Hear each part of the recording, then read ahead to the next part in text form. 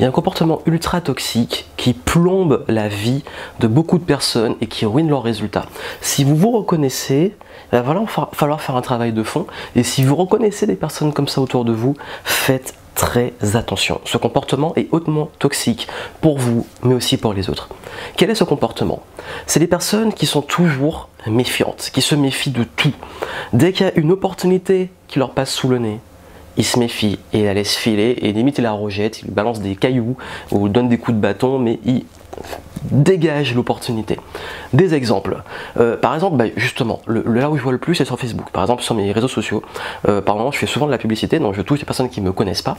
Et les premières réactions de ces personnes, c'est casse-toi, dégage, c'est encore une arnaque, parfois des insultes. Ouais, mais il faudrait voir les coulisses, parce que je me méfie, là, ils montrent des trucs, mais je suis sûr qu'en dessous, il y a anguille sous roche. Vous voyez, des gens qui ont toujours, qui voient l'arnaque partout et qui sont toujours dans un process de méfiance, un mindset de méfiance. Et vous savez pourquoi c'est dangereux? Je ne dis pas qu'il faut ne pas être sceptique, il faut ne pas avoir d'esprit critique. Au contraire, c'est très bien d'avoir un esprit critique. Mais là, on rentre dans les extrêmes. On rentre dans l'extrême de tout est méfiance. Ils vont rencontrer quelqu'un qui va peut-être leur proposer un projet. Ils vont se dire, ouais, mais il va peut-être m'arnaquer. Ils vont rencontrer, je sais pas, quelqu'un qui va lui vendre peut-être un produit ou un service qui va vraiment l'aider.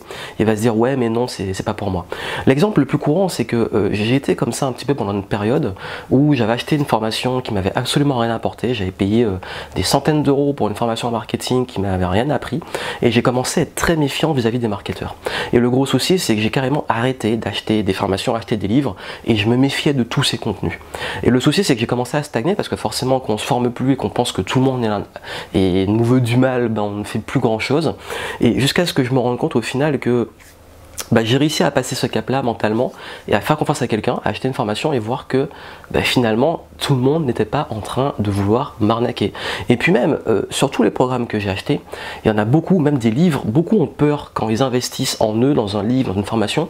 Je reçois souvent cette question de dire mais j'ai peur de savoir déjà ce qu'il y a dedans ou de connaître déjà les techniques. Mais en même temps, quand vous achetez un livre, la plupart des livres qu'on achète, souvent, on se rend compte qu'on connaît déjà beaucoup des concepts, surtout en développement personnel ou en business. Les 3/4 des livres que j'achète, il y a au moins 50% voire plus du livre dont je connais déjà les choses. Est-ce que c'est grave? Pas forcément, parce que ça me permet aussi de revoir, d'avoir un angle différent, ça me permet aussi peut-être de me dire bon ok, c'est un moment d'approfondir ce concept, et c'est pas grave. Ok, ça se répète, mais il y a des gens qui créent des méfiances, c'est des exemples que je donne, sur des choses qui n'auront pas un impact très grave. C'est-à-dire qu'ils ne sont pas en train forcément de jouer leur vie, ils ne sont pas en train de juste se mettre en danger, c'est juste des opportunités potentielles avec un petit risque. Et eux, ils voient le risque à un level, je sais pas, extrême. Donc la question à vous poser, si c'est votre cas, c'est de vous demander quels sont les vrais risques.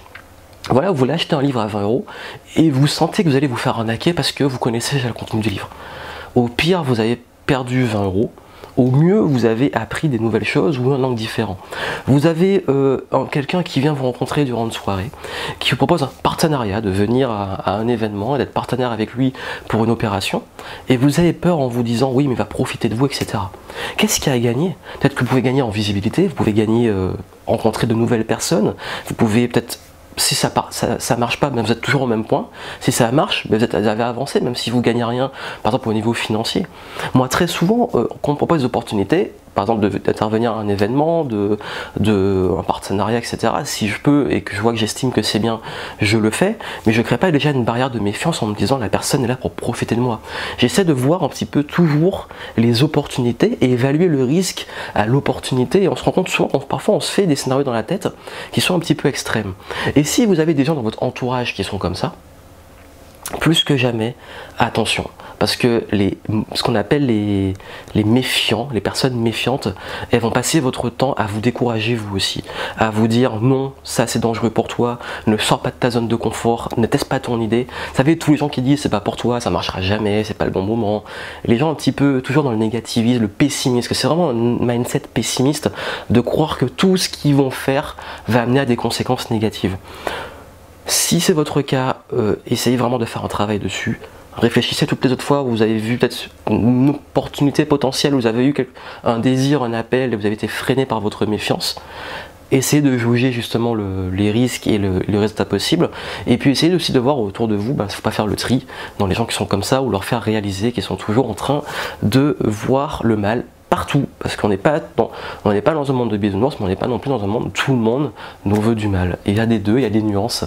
Donc c'est à nous aussi de savoir saisir les opportunités.